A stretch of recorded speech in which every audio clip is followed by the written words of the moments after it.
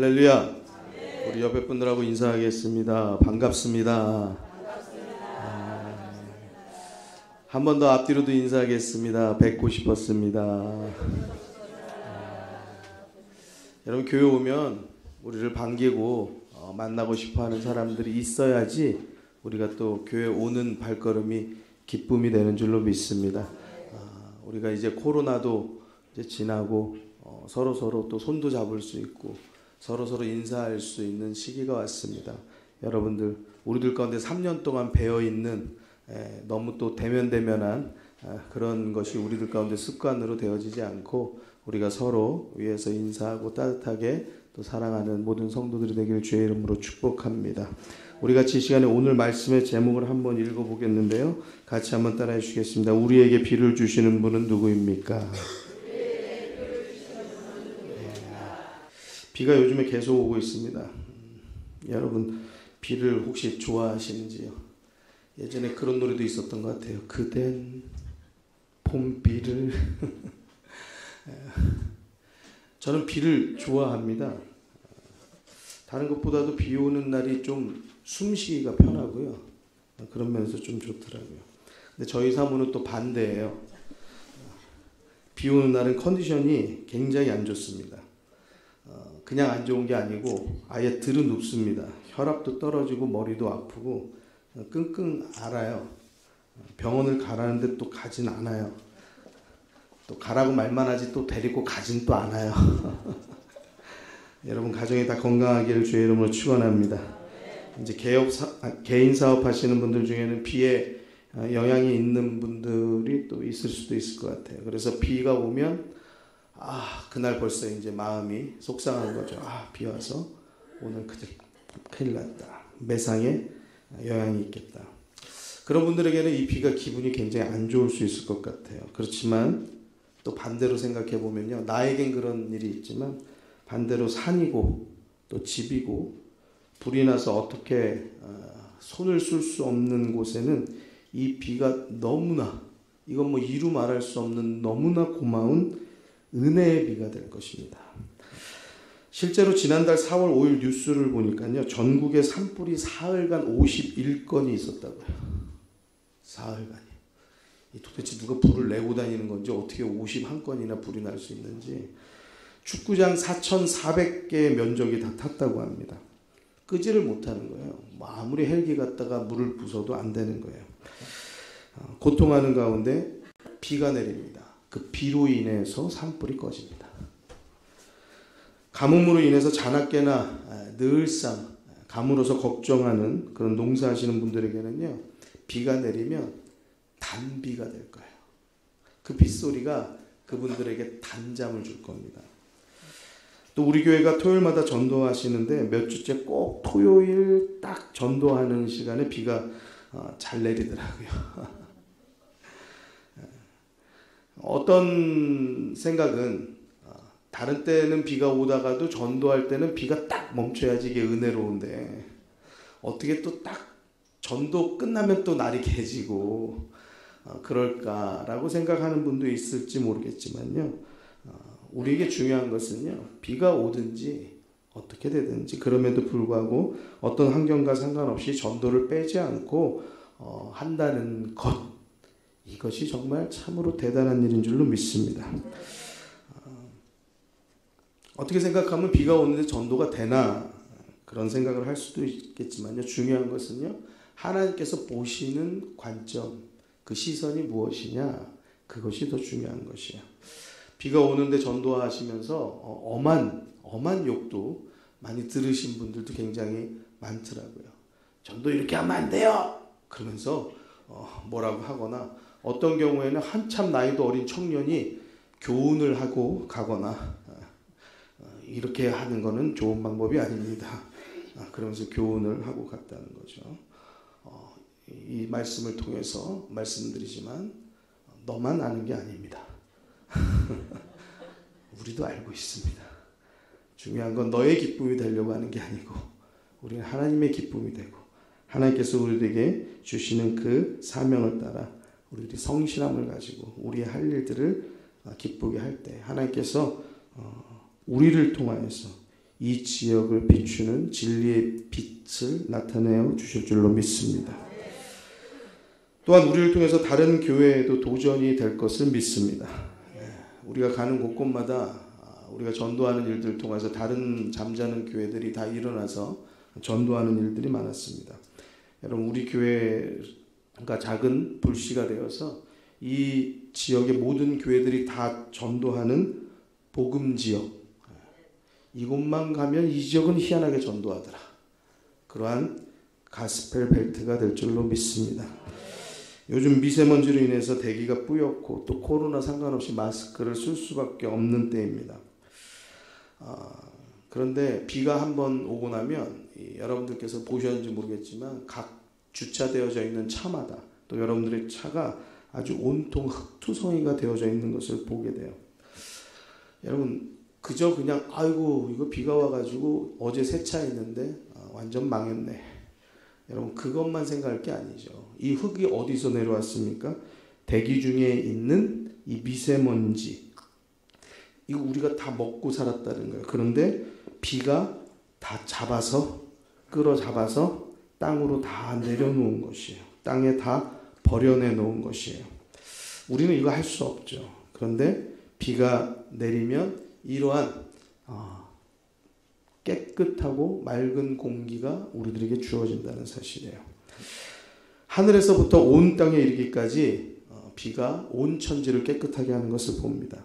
숨쉬는 공기가 맑아질 뿐만 아니라 가로수의 나무마다 잎사귀마다 깨끗하게 되고 푸른 빛이 더 푸르게 아름답게 나는 것을 볼 수가 있습니다.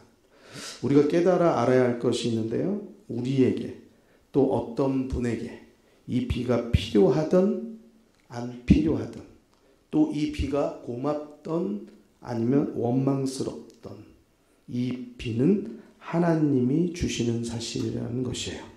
같이 한번 따라해 주시겠습니다. 비를 주시는 분은 하나님이십니다. 또 우리가 기억하여 알 것은요, 이 비를 주실 때에는요, 우리를 살게 하시려고 주시는 것이지 우리를 고통스럽게 하시려고 주시는 비가 아니라는 사실을 여러분들 꼭 기억하시기 바랍니다. 내게 도움이 되던 내게 도움이 되지 않던 사람이 비를 내리는 것은 아니에요. 우리가 하나님의 섭리를 통하여서 하나님이 우리를 도우시는구나, 이것을 기억하는 믿음을 가진 성도가 되길 주의 이름으로 축원합니다. 같이 한번 따라해 주시겠습니다. 하나님이 우리를 위하여 일하십니다. 아멘. 오늘 비가 오는 것도, 또 오늘 비가 개이고 햇빛이 비추는 것도, 이 모든 것을 통하여서 우리는 하나님을 바라볼 수 있는 시선이 열어지게 되길 주의 이름으로 축원합니다. 겨울이 되기 전에는요, 겨울을 준비하는 비가 옵니다. 겨울비. 이 비가 땅속 깊이 들어갑니다. 온 대지를 적시고 온 대지를 얼게 하는 것이에요. 그리고 다시 봄이 되기 전에는 또 하늘이 비를 내립니다. 꽝꽝 얼었던 온 대지에요, 충분하게 물이 공급되어지는데요, 이것은요, 물이 공급되어지는 것이 아니고요, 생명력이 전달되는 것이에요. 그래서 더 깊숙이 들어갈 수 있도록, 이 영향력, 이 생명이 들어갈 수 있도록 비가 내립니다. 하늘에서는 비가 오고 우리는 단순히 물이 떨어지는 걸로 생각하지만 이것은 단순히 비가 오고 물이 떨어지는 것이 아니고 겨울에 얼어붙은 모든 만물을 깨워내는 생명의 기운이 되는 것이라는 사실이에요. 하늘에서 오는 비는요, 생명을 불어 넣어주는 숨이라는 것이에요. 그 숨을 받아서 땅은 숨을 쉬고 생명을 움트게 하고 그것으로 만물은 소생하게 된다는 사실입니다. 시편 68편 9절에서 10절의 말씀인데 우리가 한번 같이 성경을 펼치시도록 하시죠. 시편 68편 9절 말씀부터 같이 보겠습니다. 9절의 말씀.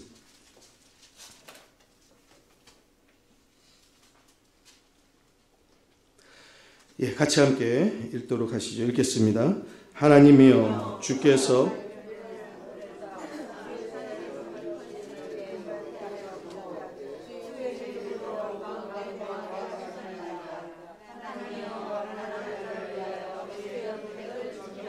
네, 우리 68편 9절 10절인데 한 번 더 읽을까요? 자, 다시 한번 읽겠습니다. 시작.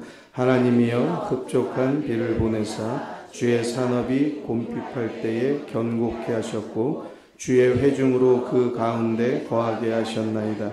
하나님이여 가난한 자를 위하여 주의 은택을 준비하셨나이다. 아멘.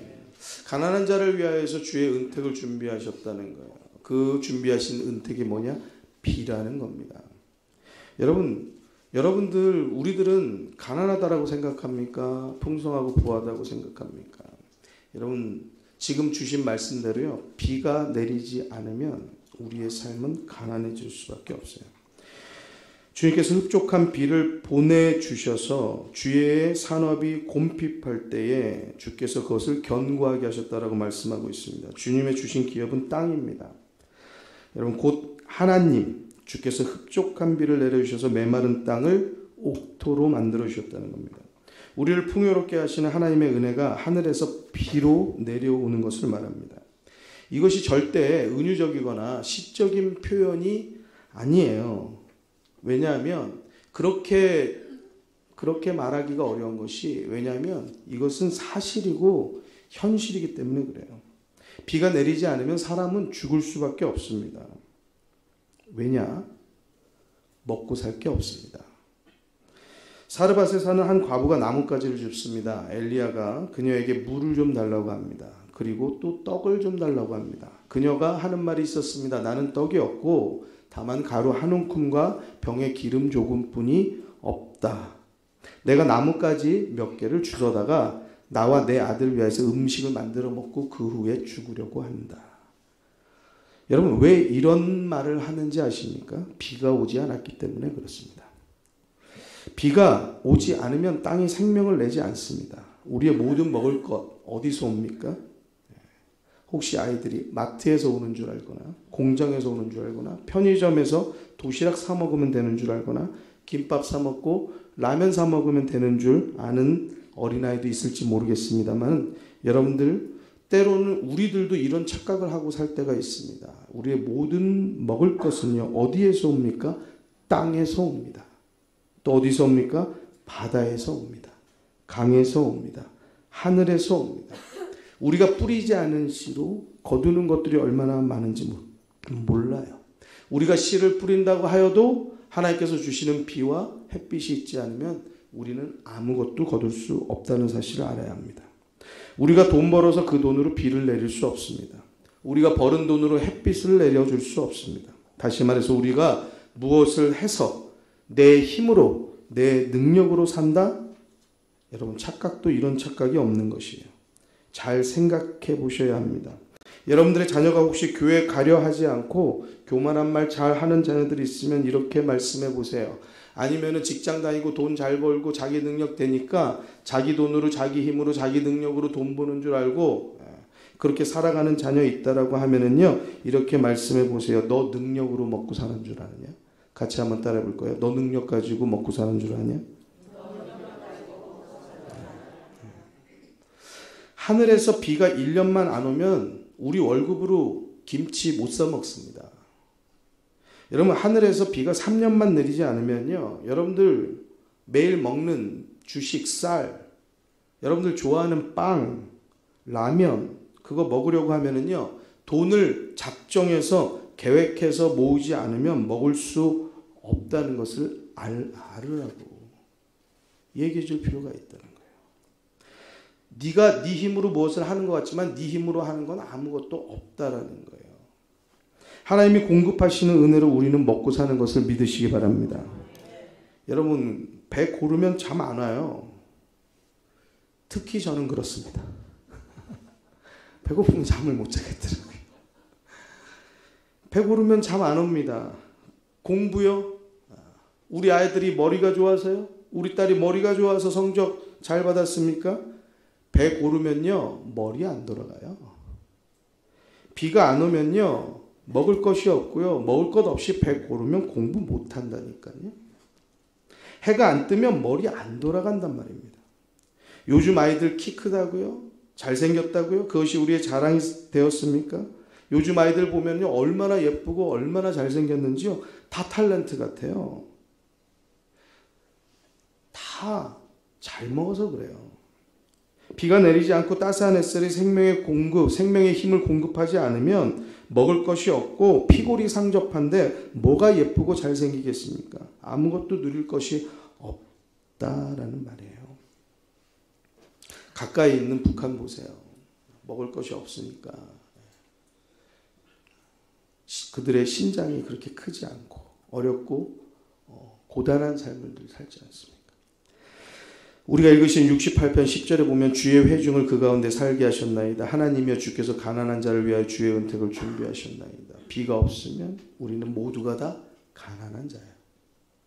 누가 다른 특정한 사람을 가난하다라고 말하는 것이 아니고 하나님께서 주시는 이 비가 없으면 우리는 아무것도 얻을 수 있는 것이 없어요. 주님께서 우리를 은혜의 자리에 살게 하셨기 때문에, 그래서 가난한 우리를 생각하셔서 좋은 것을 예비해 두셨기 때문에, 그래서 우리가 풍성함을 누리고 사는 줄로 믿습니다. 우리 다른 성경 우리 147편으로 한번 같이 보시도록 하겠습니다. 성경을 조금 더 넘기셔서요. 시편 147편 7절의 말씀 같이 읽도록 하시죠. 147편 7절 말씀입니다. 자, 같이 함께 한 목소리로 읽도록 하시겠습니다. 읽습니다. 감사함으로 여호와께 노래하며 수금으로 하나님께 찬양할지어다. 예, 감사함으로 여호와께 노래하라고 해요. 또 수금으로 하나님께 찬양하라고 해요. 왜 감사하고 왜 노래하고 왜 찬양해야 합니까? 8절 말씀 같이 읽도록 하겠습니다. 8절의 말씀입니다. 시작. 저가 구름으로 하늘을 덮으시며 땅을 위하여 비를 예비하시며 산에 풀이 자라게 하시며 9절 들짐승과 우는 까마귀 새끼에게 먹을 것을 주시는도다. 할렐루야. 감사해라, 노래해라, 찬양해라. 그리고 나서 나오는 구절이 여러분 우리들의 생각과 굉장히 다른 것이에요. 무엇이냐?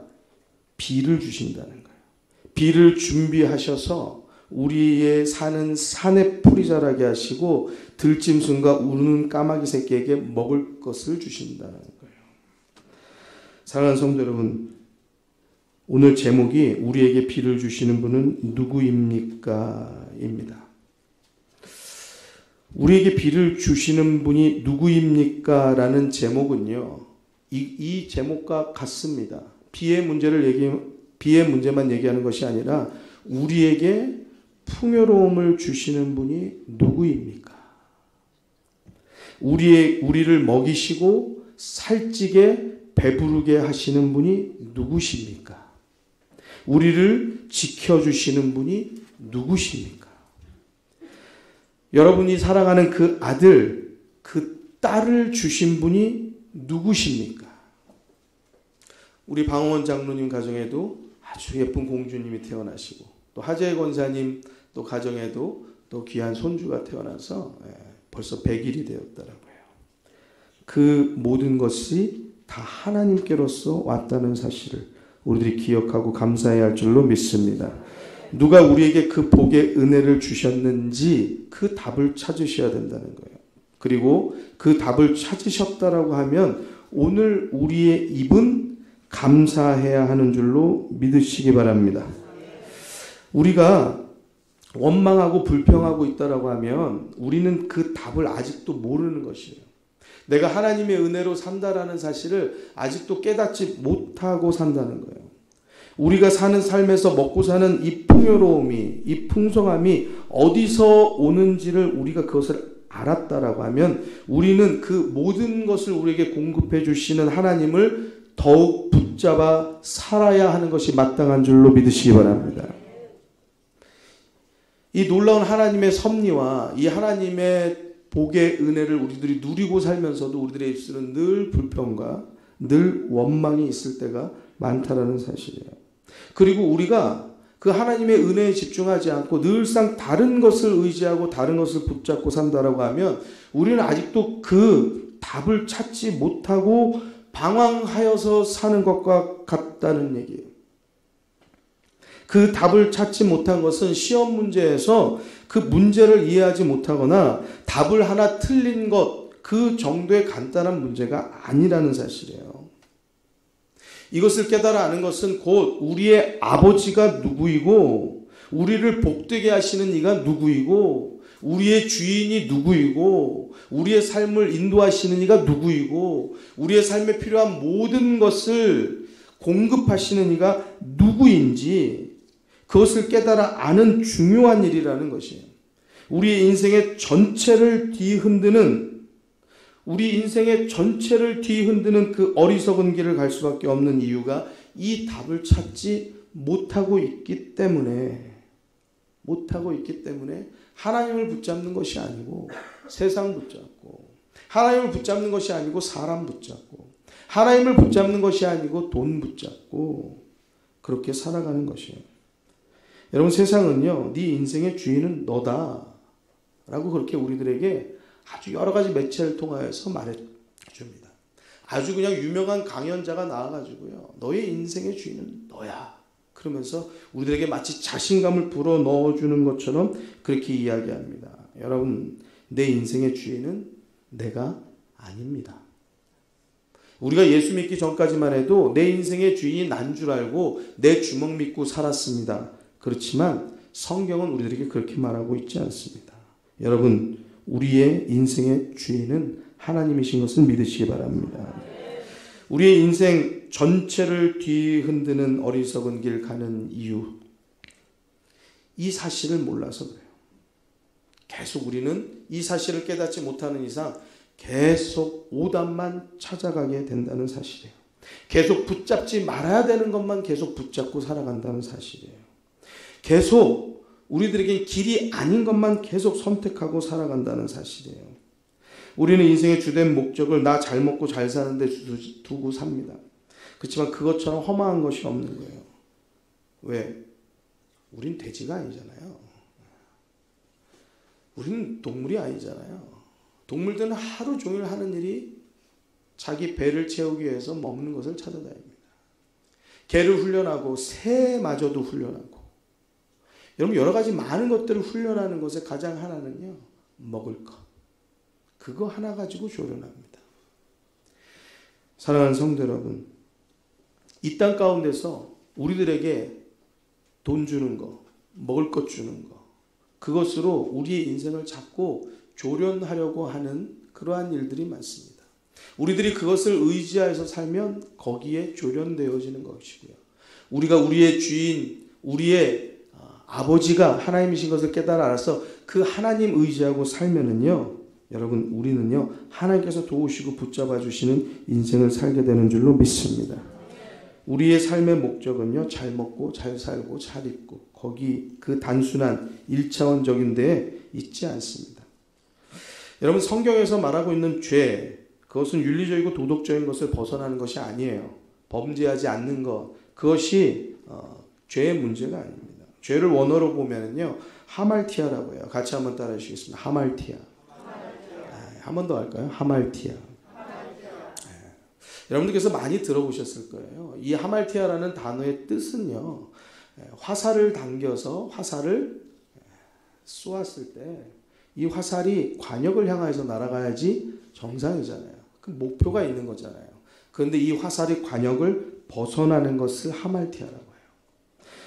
화살이 관역을 향해서 날아가야 되는데 그 목적지를 떠나서 다른 곳을 향해서 날아가는 것이 하말티아, 죄라는 것이에요. 사람이 창조된 목적이 있습니다. 그 목적을 벗어나면 죄인 것이에요. 인생의 목적을 잃어버리는 것이 죄인 것이에요. 가야 할 길을 벗어나는 것이 죄인 것이에요. 이사야서 43장 21절의 말씀이 이렇게 말하죠. 이 백성은 내가 나를 위하여 지었나니 나의 찬송을 부르게 하려 함이니라. 같이 한번 따라해 보시죠. 이 백성은 내가 나를 위하여 지었나니 나의 찬송을 부르게 하려 함이니라. 할렐루야. 여러분, 어떤 분들은 이것을 굉장히 고통스럽게 받으실 분이 있을지 모르겠지만요, 어떤 분은 이것을 굉장히 영광스럽게 받으실 분도 있을 거예요. 하나님께서 나를 직접 지으셨다는 사실이 여기 적혀 있어요. 이 백성은 내가 나를 위해서 지었다 말하고 있습니다. 또 그 다음에 나의 찬송을 부르게 하려 합니다. 여러분, 우리들이 하나님께 찬송을 드릴 수 있는 존재로서 지음받았던 사실이에요. 할렐루야. 여러분, 하나님을 위해서 살게 되기를 주의 이름으로 축원합니다. 하나님을 위해서 살고 하나님 붙잡고 살면은요, 여러분, 하나님의 영광을 위해서 살고 하나님을 영화롭게 하면서 살고 하나님께서 우리를 지으신 목적 따라 사는 것이에요.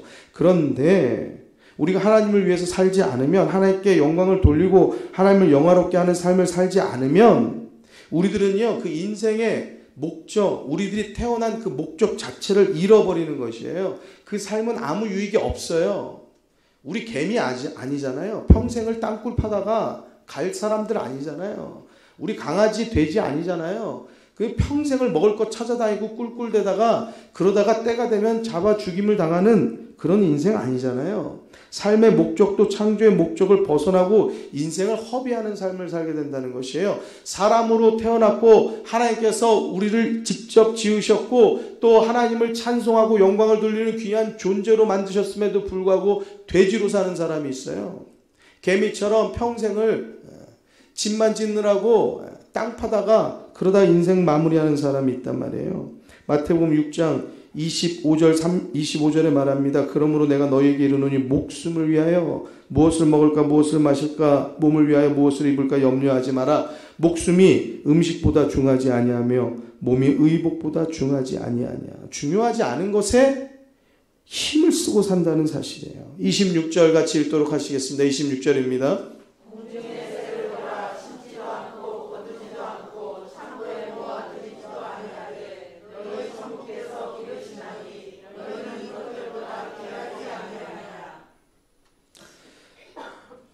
여러분, 우리들이 하는 모든 걱정들, 성경은 우리들에게 말합니다. 모든 염려들, 그런 것들에 다 신경 쓰고 거기에 그냥 온통 네 마음을 쏟지 말고 하나님을 의지해라. 그리고 우리들이 내일 일을 염려하는 것, 또 무엇을 먹을까, 무엇을 마실까, 무엇을 입을까 하는 모든 것들은 이방인들이 구하는 것이다. 무엇입니까? 예수를 알지 못하는 자들, 그들의 삶이다. 그런즉 너희는 먼저 그의 나라와 그의 의를 구하라. 같이 한번 따라 하시겠습니다. 그리하면 이 모든 것을 너희에게 더하시리라.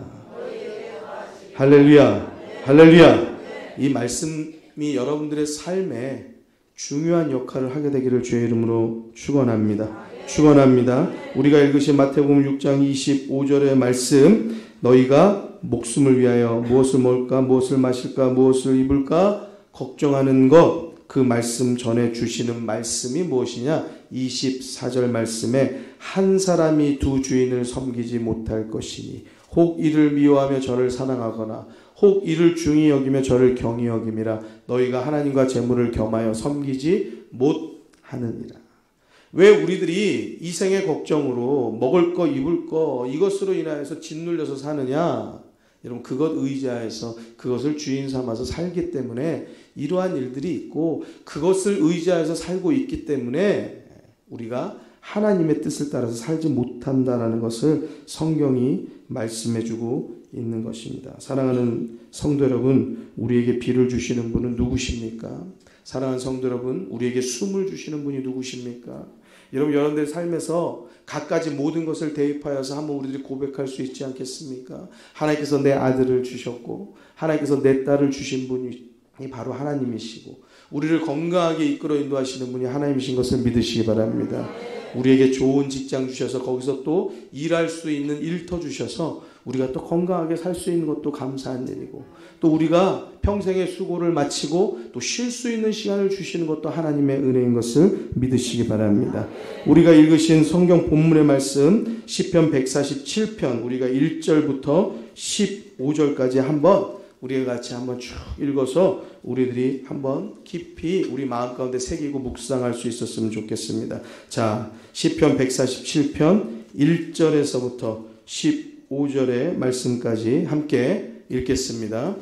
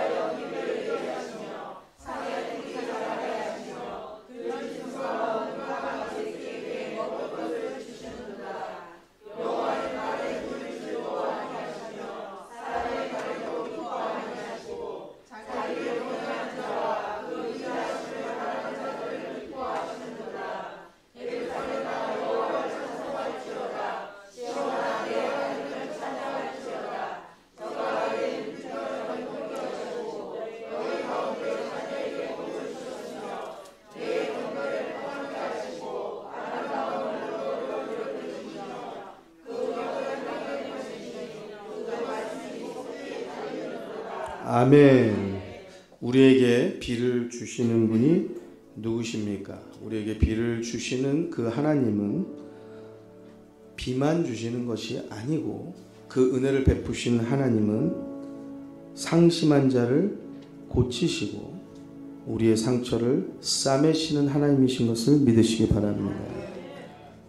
그분은 위대하시고 또 능력이 많으시며 그의 지혜가 무궁하신 것을 믿으시기 바랍니다. 6절에 하나님은 겸손한 자를 붙드신다고 말씀하고 계시고 악인들은 땅에 엎드러뜨리신다라고 말씀하고 있습니다. 사랑하는 성도 여러분, 우리가 말씀을 통하여서 지혜를 얻고 우리의 삶의 그 길을 설정할 것은 여러분 악인의 길을 갈 것이 아니고 하나님께서 기뻐하시는 의인의 길을 가야 할 줄로 믿습니다. 하나님은요, 힘센 준마 그것을 좋아하지 않으신다는 거예요. 빨리 달리는 힘센 다리를 가진 사람 반기지 아니하신다는 거예요. 그러면 어떤 사람을 좋아하시는가? 11절에 보니 여호와는 자기를 경외하는 자들과 그의 인자하심을 바라는 자들을 기뻐하시는도다. 하나님은 자기를 두려운 마음으로 섬기고 그의 한결같은 사랑을 바라는 자, 그 하나님의 은혜를 소망하는 자를 기뻐하신다라는 사실이에요. 여러분, 우리가 주님 앞에 나온 이유는 무엇이에요? 우리가 하나님을 사랑하고 하나님을 붙잡고 하나님을 의지하는 믿음의 고백인 것을 믿으시기 바랍니다. 12절의 말씀, 예루살렘아 여호와를 찬송할지어다. 시온아 내 하나님을 찬양할지어다. 여러분, 이 말씀의 구절을 읽으면 어떤 마음이 드세요? 저는 이렇게 읽혀져요. 김민구야 여호와를 찬송할지어다. 하음아 내 하나님을 찬양할지어다. 여러분들도 한번 여러분들의 이름과 또 여러분들의 자녀들의 이름을 한번 넣어서 우리 같이 한번 읽어볼까요? 읽겠습니다. 시작.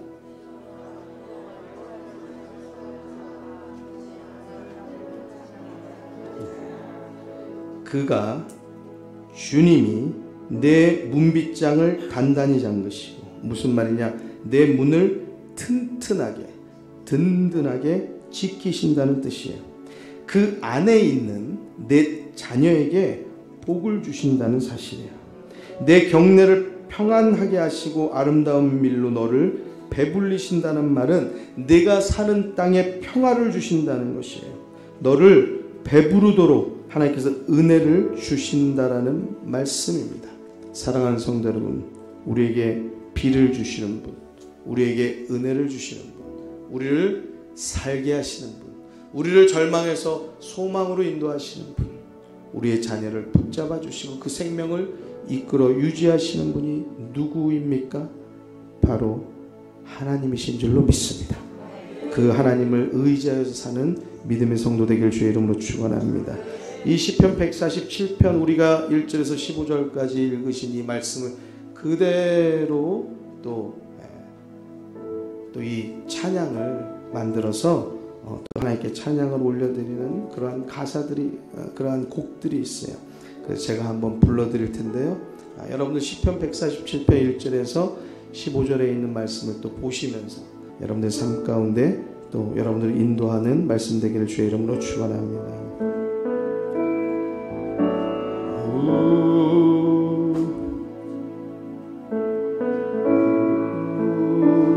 우리 주 하며 능력이 많으시도다. 다시 한번 할게요. 우리 주는 위대하며 능력이 많으시도다. 그의 지혜 무궁하며 인자는 영원하도다. 상한 자들 고치시며 상처를 싸매시도다.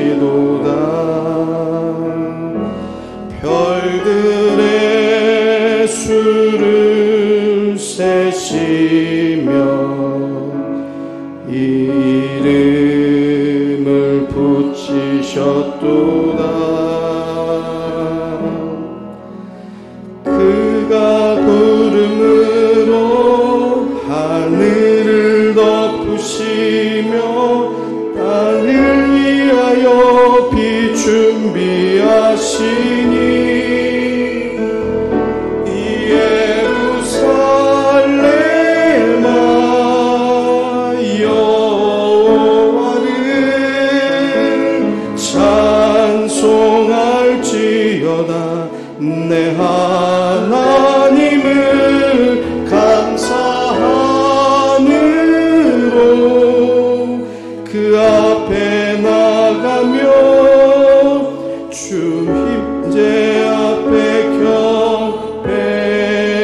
예루살렘아 예루살렘아 여호와를 찬송할지어다. 내 하나님을 함으로 그 앞에 나가며 주 임재 앞에 경배. 사랑하는 성도 여러분, 우리가 믿는 하나님은 위대하시고 능력이 많으신 줄로 믿습니다. 그의 지혜가 무궁하며 그 인자가 영원하셔서 상한 우리의 마음을 고치십니다. 우리의 상처를 싸매시는 분이십니다.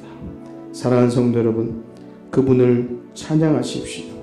감사함으로 그분을 붙잡으십시오. 하나님께서 날마다 비를 내리시듯, 날마다 우리에게 햇빛을 주시듯, 하나님의 은혜가 날마다 우리의 삶 가운데 넘쳐나는 것을 여러분들의 마음 가운데 깊이 믿음으로 받게 되기를 주의 이름으로 축원합니다.